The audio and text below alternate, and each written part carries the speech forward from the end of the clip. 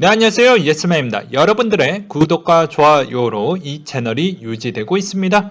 영상 속도는 1.5배를 추천드리는 바이고요. 네, 이번에 소식은 좀 내용이 많기 때문에 그 점은 좀 양해 부탁드리겠습니다. 그래서 이번에도 분량은 좀 많이 넘어갈 것을 조금은 양해 부탁드릴게요.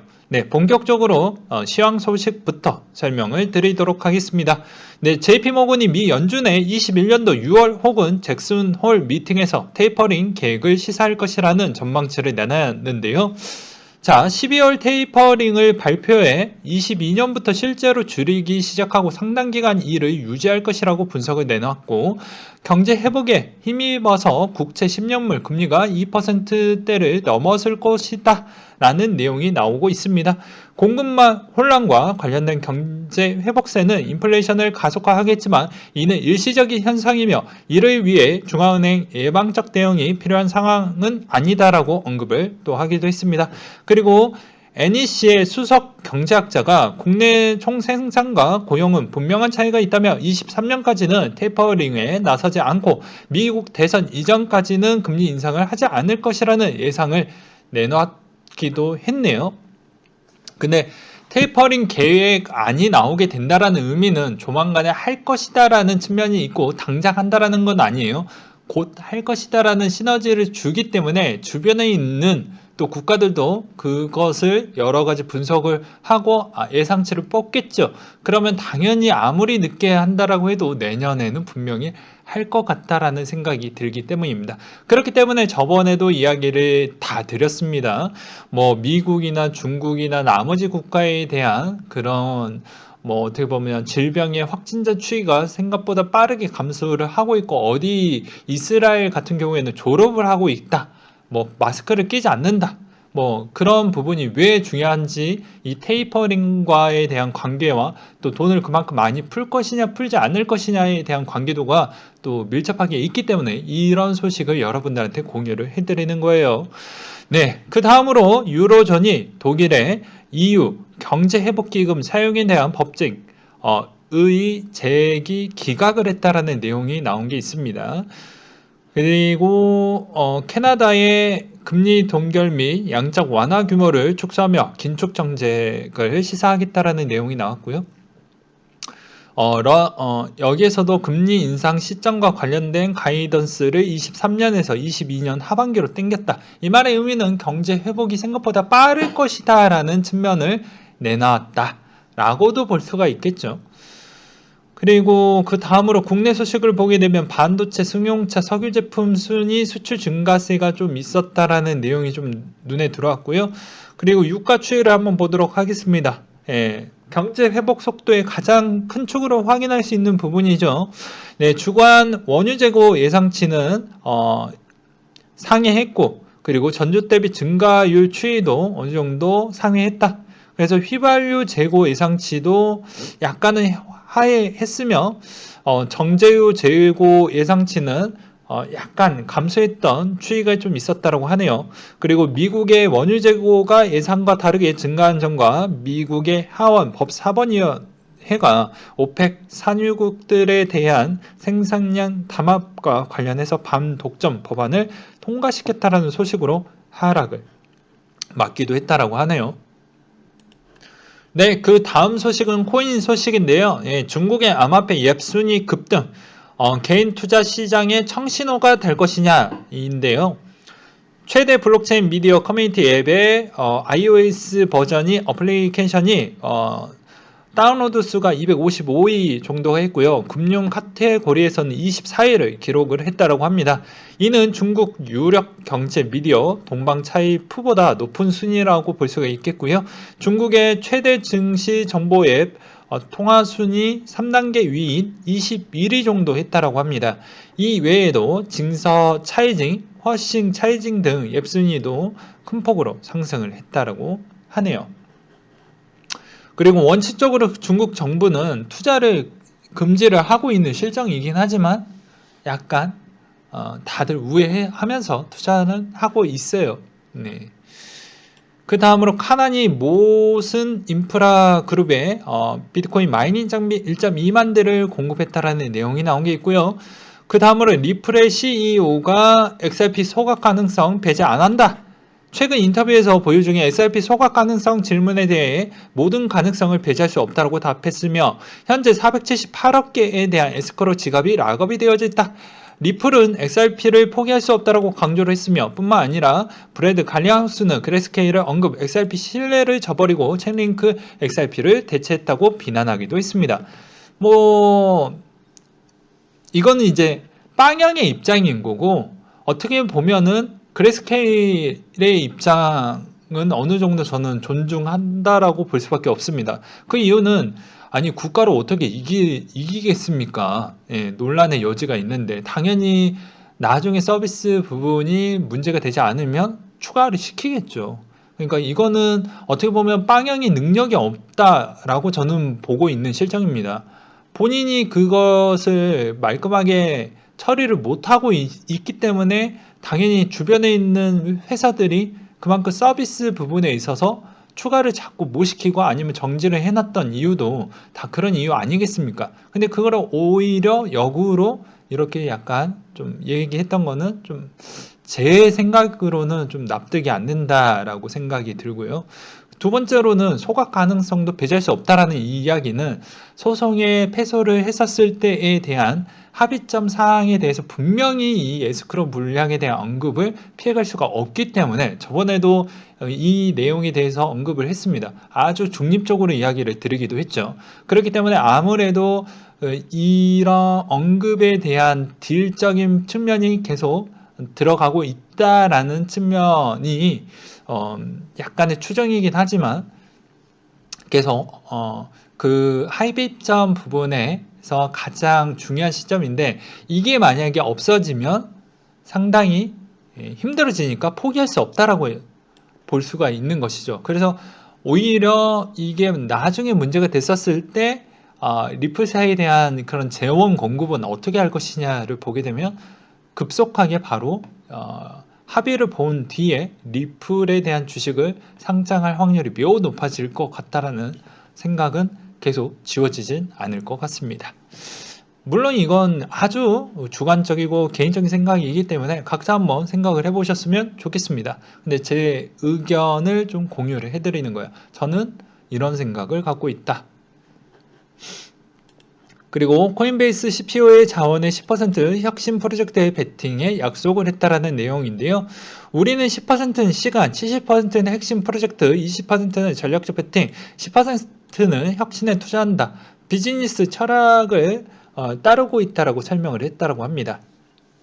그러니까 즉 더 많은 형태로 다양하게 그리고 앞으로 미래지향적으로 계속 우리는 아낌없이 이렇게 진행을 할 것이다 라는 걸 명확히 보여주었던 측면이 있게 되겠고요.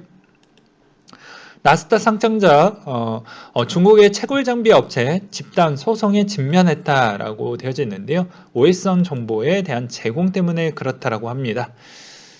그리고 암호화폐 신한은행 시그니처 뱅크가 비트코인 담보대출 서비스 출시 계획을 밝혔다라는 소식과 그리고 메이저은행 암호화폐 비즈니스 기업 받지 않는다. 클라이언트 취급하지 않는다라고 밝혔는데 아직 규제가 명확하게 나오지 않았기 때문에 약간의 소극적으로 행동을 한다라고 보는 게 바람직할 것 같고요. 그리고 운성수 씨가 오늘의 메인 주제라고 볼 수가 있습니다. 그래서 오늘 내용이 약간의 분량이 많아질 수 있고 매우 주관적으로 또 해석을 했으니 이 점도 오해하지 않으셨으면 좋겠습니다. 저와 생각이 또 공감이 되면 많은 좋아요가 어떻게 보면 답변이라고 볼 수가 있겠죠. 보게 되면 암호화폐 투자자 보호 대상이 될 수가 없다. 정무위 발언 정리 부분이 공개가 됐는데요. 총 7가지로 되어져 있습니다. 투자자 보호할 대상인지에 대한 생각은 다르다. 그림을 사고 파는 것에 대한 보호하지 않는 것과 마찬가지다. 그림을 사고 판다. 라고 했었을 때 양도 차익에 대한 세금을 내는 것으로 한다. 그러나 사고 파는 것까지에 대한 가격이 떨어진 것까지 책임져야 하는 건 아니다. 정부가 시각은 투기적 강한 내재 가치가 없는 자산에 접근을 하고 있다. 암호화폐 자본시장법 등의 관련 법에 따라 발행되는 유가증권이 아닌데다 실체 자체도 모호하기 때문에 이런 자산에 들어갔다고 다 정부가 보호해 줘야 되는 건 아니다. 사람들이 많이 투자한다라고 보호해야 된다고 생각하지 않는다. 잘못된 길로 가면 어른들이 이야기를 해줘야 한다라고 생각하고 하루에 20%씩 올라가는 자산을 보호해주며 오히려 더 그쪽으로 간다라고 확신이 들었기 때문에 이 말이 되게 웃겨요. 잘못된 길로 가며 어른들이 이야기해줘야 한다라고 생각을 한다. 이 부분이 지금 이 시점에 바람직할 것인지 추후 몇십 년 뒤에 한번 보도록 하겠습니다. 아무튼 좀 웃겼고요. 네. 특급법 시행으로 암호화폐 거래소를 등록을 받고 있는데 아직 등록한 업체가 없다. 현재 암호화폐 거래소가 200개 정도 되는데 폐쇄될 수 있다. 그리고 투자자 보호 관점에서 들어갈 것인지 방관할 것인지에 대한 고민은 안 할 수가 없다. 제도권에서 들어가서 투기 열풍이 더 부는 부분에 대해서 고민된 점도 있다. 다각적으로 고민하고 있다. 고민만 할 뿐이죠. 그리고 17조 원에 대한 실체도 저는 확인이 안 되고 있다. 정부가 국민들이 무시하거나 내팽개쳤다라는 그냥 개념이 아니고 정부에서 일관되는 것을 말하는 것은 인정할 수 없는 화폐가 아니며 가상자산에 좀 안 들어갔으면 좋겠다는 게 솔직한 심정이다. 불법 자금과 테러 자금에 쓰이는 것은 국가 안보 협력 관계에 테러 자금으로 쓰는 것은 안 된다. 측면에서 특검법에 규제하는 것이다. 라고 해서 어느 정도 선은 맞는 이야기를 했고 어느 정도 선은 또 맞지 않은 이야기를 좀 했죠. 그렇게 보고 있습니다. 그 다음으로 이더 허브 창업자 EIP1559 도입 시 모든 트랜잭션마다 이더 소각이 일어나고 있을 것 같다 라고 이야기를 했는데요. 그래서 최근 이더가 좀 많이 빠지지 않고 있습니다. 여기에 이제 또 보충 설명을 해 드려야 되겠죠. 자, 한번 보도록 하겠습니다. 7월에 EIP1559가 적용이 되기 시작한다면 채산성이 절반이 돼서 원금 회수까지는 기회 없는 나날이 보될 것이다. 즉 채굴자가 비디오 카드를 사서 했었을 때 생각보다 남는 게 덜할 거다 라는 이야기를 하는 거예요. 새로운 그래픽카드 구입하는 채굴자에게 기존의 채굴장을 운영하는 채굴자에게는 이 패치는 꽤나 큰 타격이 될 것 같다. 그렇다니까 이 패치에 대해서 몇 가지 시나리오를 생각을 해볼 수가 있게 되겠는데 이더리움이 발행량이 감소한 만큼 가치가 상승할 때, 즉 채굴량은 줄지만 채상성이 그대로일 때 엔비디아가 공급을 늘리지 않는다면 그래픽카드 시장은 당연히 그대로가 될 것 같다. 노동자 에디션이 쏟아져 나올 일은 없고 채굴량은 감소했지만 그만큼 비싼 코인이 캐게 될 것이다. 엔비디아가 재빨리 암호화폐 채굴량에 락을 건 카드를 이전대로 공급하기 시작을 하게 된다면 이게 다 가능성이에요. 현재 엔비디아가 채굴 락을 건 화폐는 이더리움 한정이기 때문에 만일 다른 코인이 충분히 생산성이 나온다면 역시 그래픽카드 시장에는 변함이 없을 것이다. 그 코인 캐러 가면 되니까요. 그리고 다른 코인이 채산성이 별로라면 게이머 수요로 공급이 많이 개선될 거다. 이러면 그래픽카드 가격은 꽤나 내려가게 될 것이다. 엔비디아가 채굴 락을 안 걸지만 공급을 많이 늘린다면 이것도 역시 큰 개선사항은 못되지만 지금처럼 미친 가격에 팔리지는 않을 것 같다.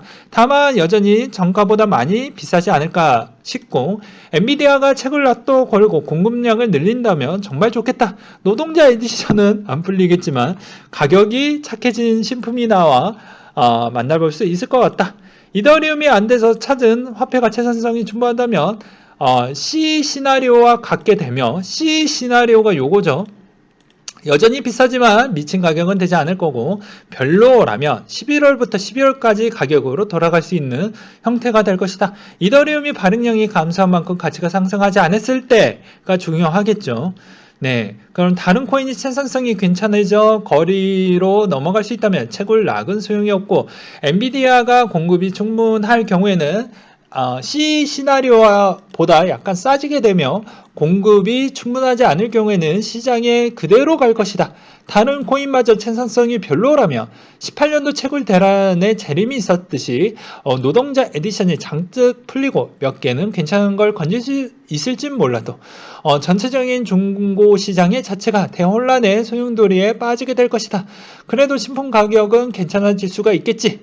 자, 정리를 해서 얘기를 하겠다. 이더 가치가 올라가면 엔비디아 공급은 그대로, 가격은 그대로, 그리고 채굴락이 만약에 있으면 공급은 그대로일 때 채산성은 좋고 가격은 그대로가 될 것이지만 채산성이 안 좋으면 가격은 약간 내려가게 될 것 같다.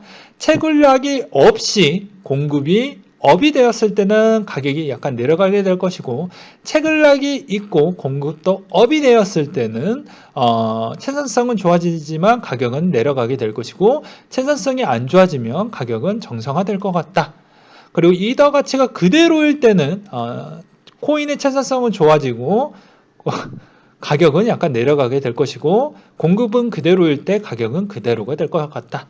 다른 코인의 채산성은 안 좋아지고 가격은 정상화가 될 것 같다. 하지만 미국 무역 제재 영향으로 그래픽카드가 정가 자체 올랐기 때문에 출시 가격 그대로 절대 사지 못할 것 같다.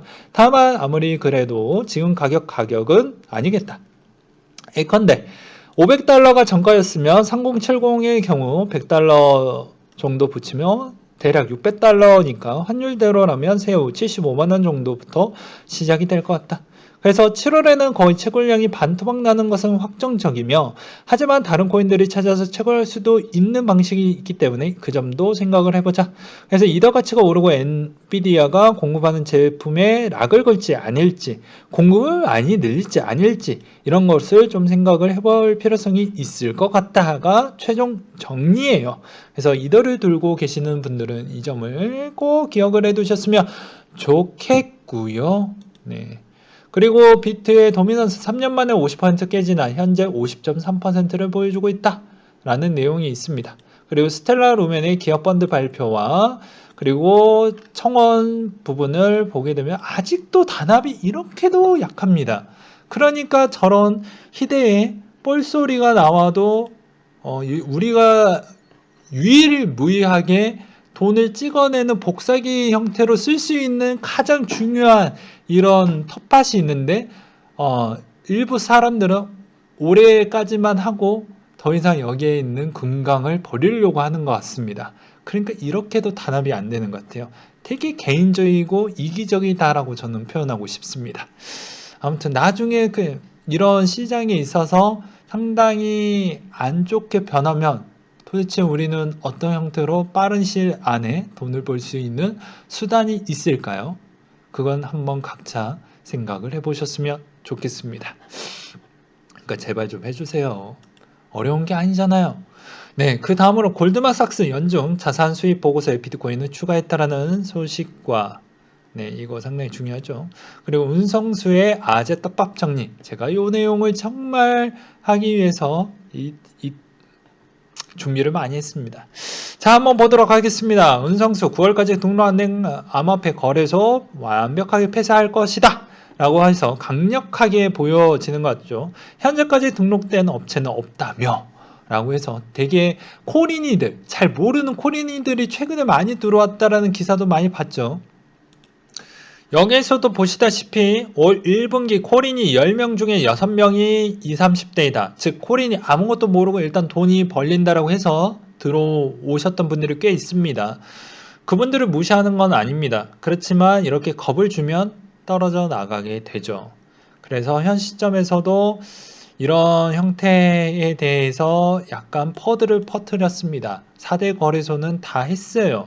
왜? 제가 2019년도 때부터 언급을 했고 2018년도 때부터 준비를 해서 웬만한 거래소가 거의 2019년도에서 거의 다 마무리를 했습니다.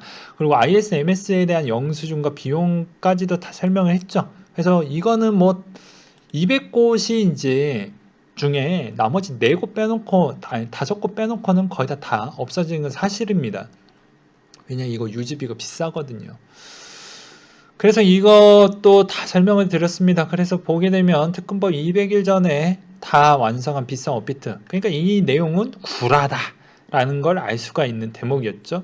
그래서 이분을 또 이분을 또 안 볼 수가 없습니다. 네, 박상기님. 네. 근데 이번에는 은성수님이 이것을 꺼냈죠. 네. 되게 재밌어요. 네, 그래서 웃고 있습니다. 껄껄껄 티났습니까? 행님 하면서. 그리고 코리님은 주루. 그러니까 코리니 분들이 이런 내용을 잘 모르니까 고인 물들만 잘 알죠. 그 전 때부터 공부를 많이 해왔으니까.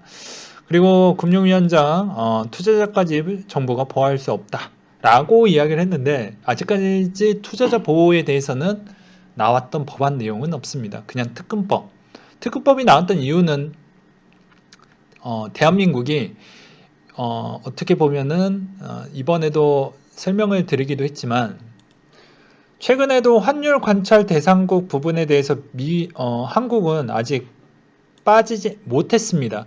이게 언제부터 그랬냐라는 게 또 중요하겠죠. 정확하게 2019년도 때부터 트럼프 때부터 이어져 왔던 부분이고 이 환율 관찰국 대상을 선정 조건은 거의 미국에서 하고 있습니다.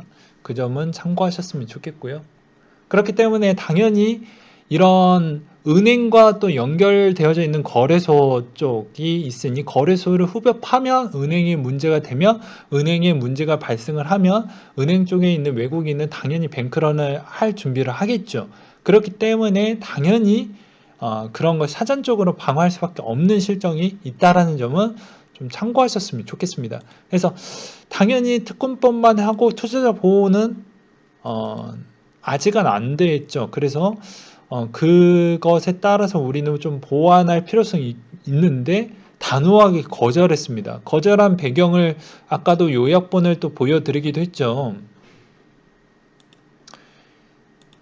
이 7가지 기준을 이제 근거로 해서 이제 보호할 수 없다라고 이제 주장을 해놨는데 아무래도 약간의 여러 가지 정부에 대한 주장이 있습니다. 왜냐하면 기관장의 2명 이상이 과거 때부터 계속 이것에 대해서 강력하게 부정을 해왔기 때문에 그것을 다시 판세를 뒤엎어서 이런 정책을 만약에 펼쳤을 때는 약간 좀 이상하게 볼 수가 있는 측면이 있겠고요.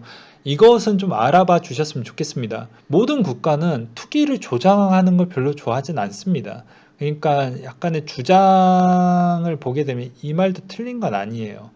지금 올라와져 있는 상태에서 불길을 더 많이 주는 건 별로 좋아하지 않기 때문에 이런 발언 부분은 일부는 저는 인정한다라고 보지만 예를 들어서 나머지 토지자 보호까지는 안 한다.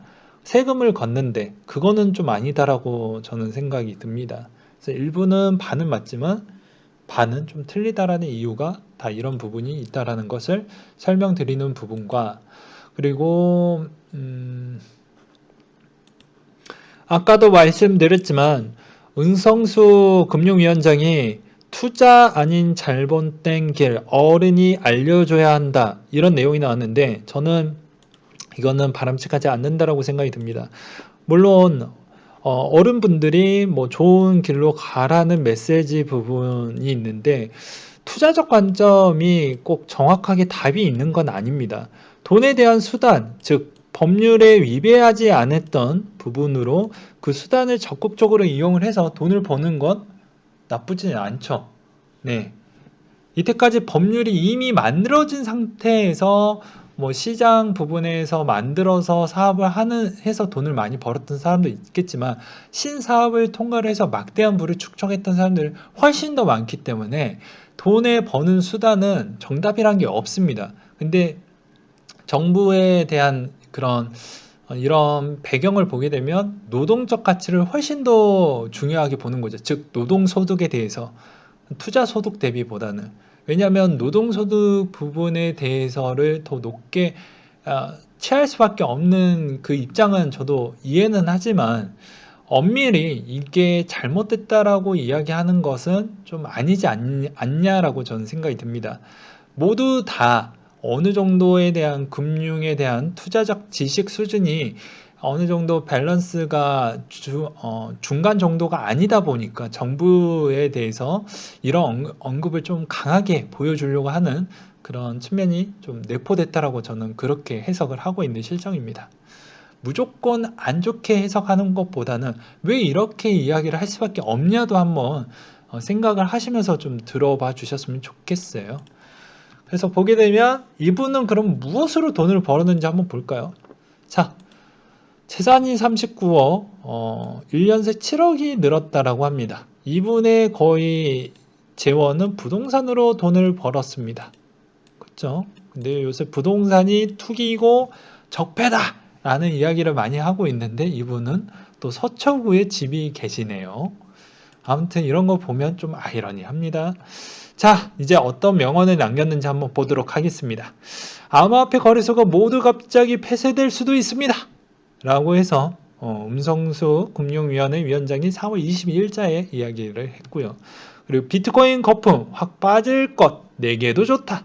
최용식 금융위원장이 17년도 때 이야기를 했고요. 그 다음에 이것을 또 바턴을 받아서 박상기 님이 이야기를 해주셨죠. 야, 도박이다. 폐쇄시킬 것이다, 내가. 그러면서 그랬고요. 그리고 한혜란 기장님이 신규 유입 없다. 은행들 계좌수 현상 유지할 것이다. 이런 이야기가 나왔고요. 그 다음에 유시민 씨도 이런 쪽에 가담을 했죠. 암호화폐 투기는 미친 짓이다. 도박장, 본지 사기자. 뭐 썰전에도 나와가지고 시청률 좋았던 썰전에서도 절대 사지 말아라. 인생 조지는 거다. 뭐 이런 이야기를 남기기도 했죠. 근데 지금을 한번 볼까요? 존보는 이겼습니다. 네, 이분들은 틀렸고요. 미국과 나머지 국가를 한번 보십시오. 그러니까 저는 국내 소식만 보는 게 아니라 해외에 대한 동향도 다 설명을 드렸습니다. 해외 동향을 한번 보자고요. 근데 그게 이분들이 이야기한 거와 맞습니까? 틀립니까? 자, 다른 나라들을 한번 보게 되면 과세 방식을 미국, 일본, 영국, 프랑스, 독일을 볼 수가 있습니다. 주요 내용에 대해서는 종합과세, 분류과세 뭐 이렇게 하면서 이런 세율을 볼 수가 있죠. 뭐 일본 같은 경우에는 55%인데 이거는 잡소득 쪽으로 빼놨기 때문에 그렇다라는 점을 좀 특별한 경우로 좀 보셨으면 좋겠고요. 그 다음으로 이 내용을 한번 보도록 하겠습니다. 자, 미국, 영국 비트코인 자산으로 인정을 했다. 17년도 12월 달 내용이죠. 그러니까 사람들이 잘 모르거나 코리니 분들 그냥 아무 생각 없이 봤던 부분. 근데 우리는 팩트만 보죠. 미국, 일본, 영국, 중국, 러시아, 스위스, 독일, 호주 부분입니다. 그러니까 한국이 약간의 이중적인 스탠스를 보여주고 있습니다. 한국은행에서 나왔던 연구원 보고서를 보면 절대로 금융위원장하고에 대한 언급이 전혀 다릅니다. 네, 진짜로 달라요.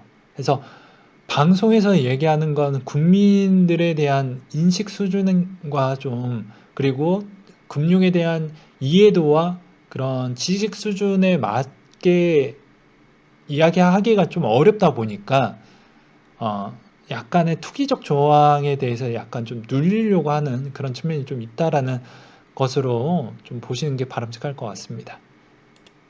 그렇다면 어떻게 보면 이 도미넌스 부분과 김프 부분을 또 빼놓을 수 없게 좀 봐야 되겠죠. 김프를 보시게 되면 지금 7% 정도 때까지 이렇게 줄어들었던 모습을 볼 수가 있습니다. 이렇게 행동을 보여주었던 측면은 운성수 씨가 이렇게 행동을 보여주었던 측면은 이 김프를 어떻게 해서는 없애버려야 되겠다라는 생각이 좀 짙었나 봅니다. 아무래도 최근에 뭐 은행권을 통해서 해외 쪽에서 이거를 역으로 이용하려고 하는 그러니까 했던 부분이 있다 보니까 그것을 또 어떻게 해당에 있는 여러 가지에 대해서 할 수 있는, 쓸 수 있는 그런 방향적 조치가 어느 정도 제약이 있다 보니까 그것을 역으로 좀 그 빈틈을 찾아가지고 되게 교묘하게 이용하시는 분들이 좀 있었어요. 그러니까 그것까지도 못 잡으니 애초에 이 김프를 어떻게 해서든 없애기 위해서 파격적인 행동을 좀 가했다라고 볼 수가 있습니다. 그 김프로 인해서 어떻게 보면은 좀 엄청나게 하락이 좀 깊이가 컸는데요. 오히려 해외 거래소 쪽은 좀 영향이 컸을까요?도 좀 중요하겠죠. 그래서 4시간 전에 바이낸스가 유럽 규제 당국에서 조사 착수가 들어갔다라는 내용이 또 겹습니다.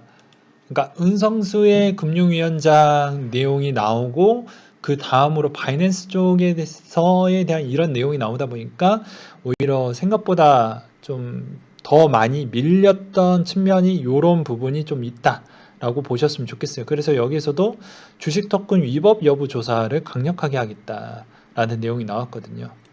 그런데 재미난 점은 무엇이냐면 김푸는 7%까지에 대해서 좀 하락이 좀 있었고 그 대신 도미넌스는 변동사항이 없었습니다. 네, 변동사항이 없었어요. 오히려 시장이 약세할 때 도미넌스가 올라갔죠. 비트의 도미넌스는. 근데 올라가지 않았습니다. 그러면서 업비트에 대한 거래량 추이가 많이 올라왔습니다. 이 말의 의미는 뭘까요? 둘 중에 하나겠죠. 그냥 매도, 순수한 매도가 있었을 거고, 두 번째로는 어떻게 해석을 해볼 수가 있었을까요? 당연히 그만큼 국내 거래소가 매력이 없다라고 생각을 했기 때문에, 매력이 없다라고 볼 수가 있었기 때문에 해외 쪽으로 갔겠죠. 그리고 그 다음에 어떤 생각을 했었을까요? 일정 조정도 끝나면 또 김프가 붙을 거니까 해외 거래소로 일부 한국인들이 해외 거래소를 일단 빼놨다가 김프가 어느 정도 또 붙으면 그때 이동을 하자라는 형태가 나올 것 같습니다.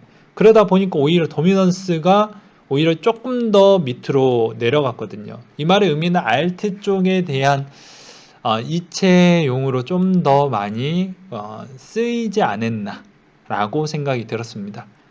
그래서 남아져 있는 외국인 부분이나 약간 역으로 이용했던 외국인들이 오히려 이 저런 소식을 보고 이제 더 이상 이쪽에 대한 매력도가 별로 없다라고 생각이 들다 보니까 일부 매도했던 부분도 있고, 그리고 코리니들이 멋모르고 잘 모르니까 일단 매도세를 던졌던 물량도 있고, 역으로 약간 좀 똑똑하신 분들은 해당에 있는 거래 부분에 있어서 도미넌스가 이렇게 내려갔다라는 건 이제 이송용으로 좀 많이 썼다라는 거겠죠. 그러면서 어떻게 보면은 또 해외 거래소다가 일단 이체를 해놓고 나중에 또 아직은 이 불장이 꺾이지 않았다라는 그런 신념을 좀 장착을 하고 놔뒀다가 다시 김프가 붙으면 그때 이체하는 형태로 가려고 하는 그런 전략으로 인해서 오히려 업비트의 거래량이 좀 많이 일시적으로 더 많이 늘어났다라는 점이 좀 눈에 띄었다라고 볼 수가 있는 실정이었습니다. 그래서 거래량 추이를 좀 보게 되면 특히 업비트 기준으로 XRP 거래량 추이를 보게 되면 기존 대비보다 훨씬 더 많이 늘었습니다. 네, 그 점도 보시면 왜 늘었을까요? 당연히 기타 거래소 매력도가 좀 더 있는 쪽으로 이동했다라는 것으로 저는 그렇게 해석을 해 보았고요. 그리고 마지막으로는 자, 요 내용을 한번 준비를 해봤습니다. 금융권 수장 브로맨스 시대라고 해서 보게 되면 다 인연이 있었다라는 내용이에요. 여기서 재미난 점은 최종구 님도 여기에서 안 좋은 이야기를 좀 했는데 이제 은성수 씨와에 대한 관계가 있어요. 있습니다. 다 친분이 있어요. 네, 친분이 있습니다. 그래서 원래 이제 이쪽에 이분이 이분을 꽂아주고 갔습니다. 네, 이건 팩트예요. 네, 관계 친밀도가 있다라는 기사는 다 나왔으니까 네, 그 점도 참고하셨으면 좋겠고요. 마지막으로 이제 박상기 님에 대한 이 이미지 샷을 마무리로 제가 정리를 좀 하고 끝내도록 하겠습니다. 자, 니들이 자꾸 무시하는데 내가 손가락 한 번만 튀기면 끝난다 라고 해서 보게 되면 인피니트 스톤하고 똑같이 해놨죠. 되게 좀 아쉽습니다. 근데 이 역할을 누가 해주고 있냐, 지금 누가 하고 있냐. 네, 은성수 금융위원장이 하고 있다라는 것이죠. 그래서 자기는 야, 나는 코인 안 하니까 부동산으로 나는 열심히 이렇게 돈이 꽂히고 있으니까 나는 상관없어.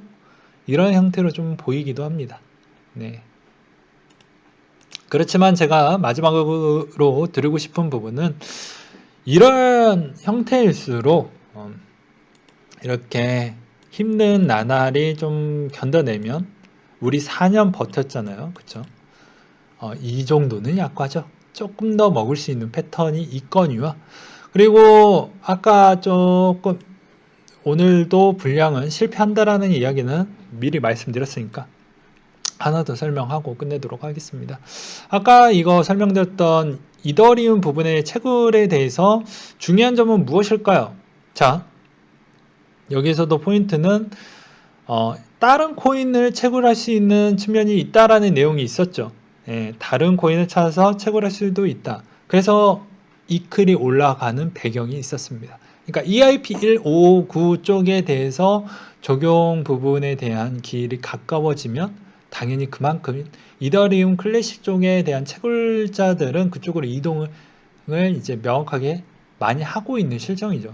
그러니까 해시레이트는 더 높아지게 되고 그것으로 인해서 실질적으로 이더리움 클래식이 더 가격이 더 빨리 올라갈 수밖에 없는 측면이 있다. 그럼 지금의 이더는 어떻게 봐야 될까? NFT 부분은 오히려 지금 잠깐 쉬어가고 있고 당연히 디파이도 좀 쉬어가고 있는데 EIP1559로 약간은 지탱해주고 있는 실정이다. 이렇게 또 볼 수도 있겠죠. 그래서 보시게 되면 이더리움 클래식의 해시레이트가 2월 17일부터 계속 올라가고 있었습니다. 그래서 최고치까지 찍었는데요. 과거에는 뭐 이 51% 공격을 받기도 했지만 이제는 해시율이 더 이상 하락할 일은 거의 없기 때문에 이거는 자연적인 현상으로 극복을 했기 때문에 문제가 되지 않습니다. 그래서 이더리움 클래식이 앞으로 좀 더 가격이 올라갈 수 있는 측면은 있을 수는 있겠죠. 그래서 이런 부분도 설명을 드리도록 하겠습니다. 뭐 이런저런 이야기를 좀 많이 하다 보니까 그리고 제가 이 인터넷에 망할 인터넷 때문에 실시간 방송을 못 하다 보니까 자꾸 분량이 실패를 할 수밖에 없는 부분은 좀 양해 부탁드릴게요. 왜냐면 한정된 시간과 그리고 최대한 빠른 시간 안에 여러분들한테 다 전달을 좀 드리려고 하다 보니까 어쩔 수 없다라는 거. 그래서 약간의 어떻게 보면은 좀 정리가 안 되면서 나가는 뭐 그런 내용들이 몇 개가 있을 수가 있어요. 네, 그런 점은 좀 양해 부탁드리겠습니다. 아무튼 오늘 내용 뭐 재밌게 좀 봐주셨으면 좋겠고 이상으로 마치도록 하겠습니다.